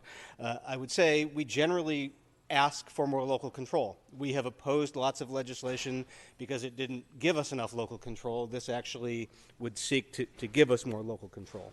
We have an epidemic of death on our streets as a result of speeding. And LAPD is not going to speed gun it and ticket it away. And they need more tools. And it literally is a matter of life and death. I'd also note that there has been considerable attention paid recently in the press and in activist circles to racial profiling in traffic stops, and a camera which has the ability to issue a ticket to anybody regardless of what they may look like dispenses with the potential of racial profiling for that. So I would say that were we to get a sponsor of this, it puts us in a bit of the catbird seat to be able to craft the legislation to a way that addresses more of our concerns. And even if it does pass, then it's an opt-in program and we get to actually have the discussion you're asking for in T Committee. I'd also think that one member of T Committee was on the committee that approved the recommendation. Another member of T Committee supports it, so I think we know how T Committee would work out. And we do have a bill deadline on this, so deferring this to a later hearing in T Committee means that we don't actually have the opportunity to find the sponsor for it. So happy to take this up if it moves forward in T Committee for a more robust discussion, but I actually don't think it would be wise to approve the amendment today. Thank you, Mr. Bonin. Ms. Rodriguez? Thank you, Madam President. And Mr. Bonin, thank you for so eloquently capturing, I think, what is concerning about this amendment, in that we need to make sure that we have the ability that if we choose to opt into this is only changing state code that will enable us to consider this type of tool going forward. And when we talk about the amount of overtime hours that we are allocating for the police department to help increase our traffic enforcement, this is another tool potentially in the toolbox that will enable us to create more safety on our streets and help do the enforcement that we need that is limited by the amount of overtime and staffing hours that we have available to us with the police department. So I am not in support of this amendment, but I think going forward concurrently we should have the conversation that if we are able to get this sponsored in Sacramento, that we are going to have the ability to create a policy here locally that will allow us to have this type of tool going forward throughout, whether it's our high injury networks, wherever our concerns are. We are seeing huge spikes of incidents related to hit and runs, in speeding in the Northeast San Fernando Valley and throughout many parts of Los Angeles are concerning to a lot of families and individuals throughout the city, and I think it would be reckless for us not to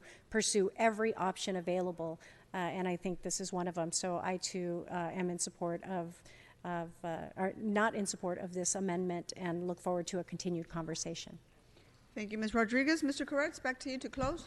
Well, I just have to point out that's an argument that I could have heard from any other city but Los Angeles. The idea that we as sponsors would put this forward with the purpose of then deciding whether we opt in or not seems to me to be pretty ridiculous. We're obviously knowing if we're going to put it in the bill as sponsors that we're going to opt in, and it is essentially a done deal. The time to have this policy discussion was before we authored it rather than after. So I honestly think this is policy that merits discussion, not at council at the last second, but with some notice to the public. The public couldn't have spoken here today because that requirement was already fulfilled. But were we to actually have a hearing, I am sure you would have public opposition that maybe you don't want. It's always nice to have something that you support just sail through. But this particular item, I think, merits more consideration and discussion.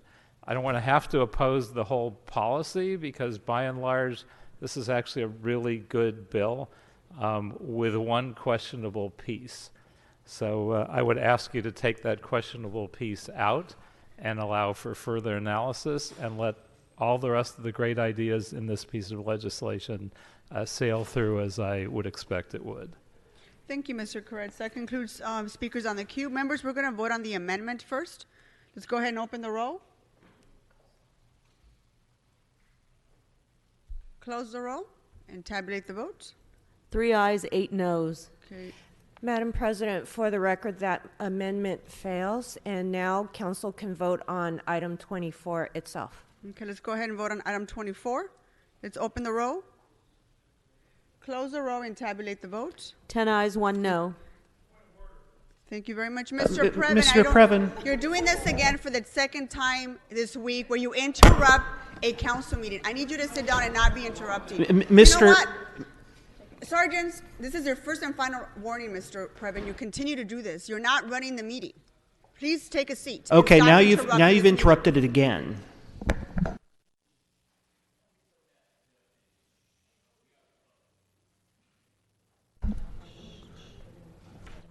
Okay, let's move on to item 32. We have a number of speakers on this item. If I call your name, please come forward. Jonathan Jaeger. Jonathan, item 32. Is that you, sir? Nicole Blandon. Rose Cerna. And Sabrina Johnson. If I call your name, please come forward. Mr. Jaeger, go ahead. You have Thank 1 you. minute of 1 minute to speak on this item. Good morning. My name is Jonathan Yeager. I'm a staff attorney with the Legal Aid Foundation of Los Angeles, and I'm here to tell you what the potential effect that this ordinance would have on our clients. LAFLA has already seen many tenants in this city and elsewhere who were protected otherwise by the new State Tenant Protection Act receive 60-day no-fault notices, which simply bear the phrase substantial remodel. As you're well aware, the substantial remodel that reason in state law is lengthy and specific. It's defined as 1, the work that requires a permit or is a hazardous materials abatement, 2, that the work cannot be reasonably accomplished in a safe manner with the tenant in place, and 3, that the work requires the tenant to vacate for more than 30 days. All 3 of these things must be true in order for the termination of tenancy to comply with state law. A notice that doesn't explain those 3 elements in detail doesn't allow tenants to know whether or not the termination is compliant with state law, and leaves it up to the tenant to fight the eviction in court and find those answers potentially through discovery, and often, in our experience, while unrepresented by counsel. This ordinance would stop these illegal pretextual evictions. Thank you, sir. Next speaker. Nicole? Good morning. My name is Nicole Jonanian Blandon. First, I want to thank the council for moving this along quickly. I've made contact with several of you about my story at 698 Irolo and how we're getting evicted. Tenants at my building received 60-day notices back in September, but were okay due to the eviction moratorium. AB 1482 went into effect on the 1st of January, and we all received our 60-day notices on the 2nd. Then we received new versions on January 7th with altered language, which I found out my investigator over at HSID helped them craft. When I asked about the renovations, they said that it was due to earthquake retrofitting. I went to LADBS to find out if that was true. It is not. So I want to let you know that this is a loophole in AB 1482, and this motion would definitely help my whole building so that we wouldn't be evicted, including across all of LA. Thank you. Rose Cerna? Hi, good morning. My name is Rose. I live in Highland Park. Similar to the girl who was just up here, I also received a 60-day notice to vacate at the end of last year. But thanks to the moratorium the council passed, I was able to stay in my home. But they're at it again. My predatory landlords have now sent me a 60-day notice citing substantial remodeling. They're clearly lying. No one else in my building has received this notice. And I have lived here while they renovated other units, and they're able to renovate 10 units in less than 2 weeks. All the renovations they do are superficial. I'm a single mom. I'm a former foster youth, and it's my priority to provide a stable environment for my child. I want her to stay at school. I want us to live in peace, and there's nowhere else for us to go. We haven't done anything wrong, and we want this harassment to stop. Please pass this motion with urgency. Thank you. Thank you very much. Sabrina, give me just a second. I'm going to call two more speakers, Marcos Juarez and King Chung. Are you here? Go ahead, Sabrina. Hi, Sabrina Johnson, K-Town for All, LA Tenants Union. I've worked with many buildings, including Nicole's building, where landlords have tried to force tenants out or intimidate tenants out with these 60-day notices, claiming, intention to demolish building, claiming intention for substantial repairs, but not really having that intention. And I just want to say I am in support of this motion. And I think that this should be a no-brainer. There's no way development companies can argue with this because it would somehow hurt mom and pop landlords. There's no good reason a landlord should be against having to pull permits. So thank you for doing this. Thank you for expediting it. And thank you for having us. Thank you. Next speaker. Mr. Juarez, this is item 32. Yes, good morning, Madam Speaker. Morning. My name is Marco Juarez and Banais. And again, why you guys doing all this stuff to protect criminal management companies and those landlords? Why you want to remove rent control units from us, for low-income families, disabled Hispanic tenants? Why don't do something to start forcing public servants to do their job? Again, I had to reopen my case with the Los Angeles Housing Community Investment Department, case number BA 250471, reduction of services, illegal increases of rent. And I received this morning a call from Leticia Bates saying she's not going to do nothing to enforce all the reduction of services, all the legal increases of rent. Why you keep protecting criminal management companies as landlords and forced to do everything? Again, Germain Mendoza, principal at North Hollywood, why he don't want to do nothing? He was inside my apartment when the debris for the window, and he didn't want to do nothing to fix it. Why do you guys keep protecting?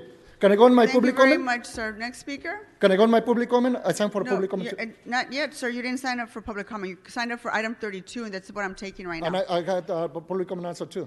We're not there yet, sir. I need to bring the next speaker who's here for item 32. Good morning, sir. Good morning. My name is King Chung. I'm a member of the Chinatown Community for Equitable Development. I'm here to speak in support of the motion to require landlords get a permit before issuing eviction notices. Right now the loophole is so great that Darth Vader, with his sitting in his Death Star starship, can sail through this loophole pretty easily. We in Chinatown have a Darth Vader wannabe. She is trying to use major renovation to evict tenants, and she claimed that she built a $30 million empire already. And in this building that I'm talking about, there's no permit. And a lot of these tenants, they survived the killing field in Cambodia, and the pirates, when they escaped Vietnam, I hope we pass this law to let them escape the greedy claws of this greedy landlord. Thank you. Thank you. That concludes speakers on this item. Let's go ahead and vote on item 32 as amended. Oh, Mr. Koretz, did you want to speak on this, sir? For a second, I wanted to thank Mr. Price for moving this forward. And this is, I think, a brilliant idea. A lot of buildings are demolished just to get potential opposition out of the way, sometimes years before it's necessary. And I think this will protect hundreds of tenants. It will also protect some historic properties where the landlords demolish when no one's paying attention because they haven't proposed a project. and opposition doesn't notice it. I think this will help a lot of folks throughout the city, and I encourage all of us to vote aye. Thank you, Mr. Carres. Let's go ahead and vote on this item as amended. Let's open the roll, close the roll, and tabulate the vote. 11 ayes. Mr. Rue, I understand you have some very special a guest here this morning who were very patient when they were coming in to our council chamber, so thank you very much. You want to introduce them? Yes, thank you, Madam President. I do have special guests who were very, very patient. And do we have the camera, the video, if we could put them on TV? Because I told them they will be on TV so they could show their parents. There they are. And I'd like to introduce Mrs. Nix and her second grade class from our Mother of Good Counsel School. Why don't you guys stand up and wave? Look, you're on TV. Tell your parents, channel 35, okay? You can watch it. There you go. And you can see yourselves when you get home, all right? And they are in Los Feliz. And they are the second grade class of our Mother of Good Counsel School. Thank you. Thank you for being here. And thank you for learning about civics. Thank you. Thank you for being so patient. I have a friend who has her kids at your school. So welcome and wave again for the cameras. And thank you so much for being so patient and so good. Thank you, boys and girls. Have a great afternoon. I hope you enjoy this beautiful building. Thank you very much for being here.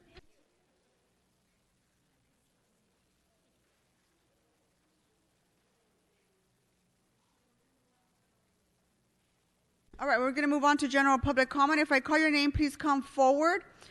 Marco Juarez. Marco Juarez, you're here. Clark Tani. Miguel Paredes. Miguel, are you here? Adam Smith. If I call your name, please come forward. Mr. Juarez, you. Yes, again. My name is Marco Juarez. I'm here and from Valley Glen, Van Nuys, asking you for your help. How many times I need to ask you for help to stop harassing, intimidating, or retaliating against us tenants, low-income families, disabled tenants by this city investigator, Evelyn Araujo? Of my cars, they're being vandalized since he made a threat for me to quiet down, stop complaining about the corruption with this agency, Los Angeles Housing Community Investment Department, located at 6400 Laurel Canyon Boulevard, Suite 610. That's enough is enough with these criminals. Why don't anyone do anything to force public servants to do their job, enforce all reduction of services, enforce all illegal increases of rent, fix the building? Like I said before, Germaine Mendoza was inside my apartment with all the debris. My wife suffered an accident. And in the morning, she was able to see it, and later in the afternoon, she couldn't see it. And Germaine Mendoza was down there. He didn't do nothing to help us. Why nobody's doing anything? Marielena Diaz, manager on this agency. Thank you, Mr. Juarez. Thank you, sir. Next speaker. Hold on for just a second, sir. Is Miguel Paredes here? No one here. What about Adam Smith? Alberto Wright? Breeze Manix, are you here? And Helen Dion? Doesn't appear to have any of these folks in the room, so go ahead, sir. Good morning, Madam President. My name is Clark Tani, and I'm here on behalf of Breathe California of Los Angeles County. We are an environmental health nonprofit organization that focuses on regarding the quality on lung health. Back in December, the City Council's Health Committee moved forward an ordinance that would end the sale of flavored tobacco in the city of Los Angeles.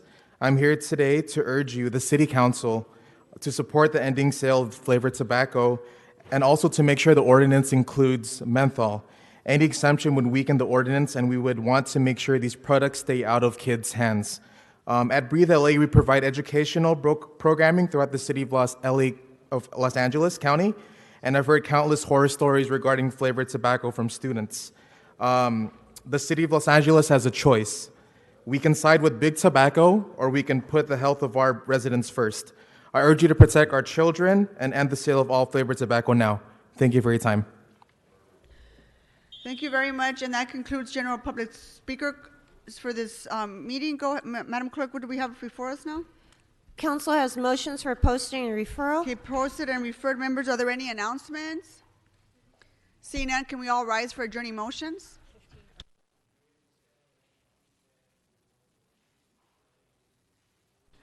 Are there any adjourning motions to my left? Mr. Bonin.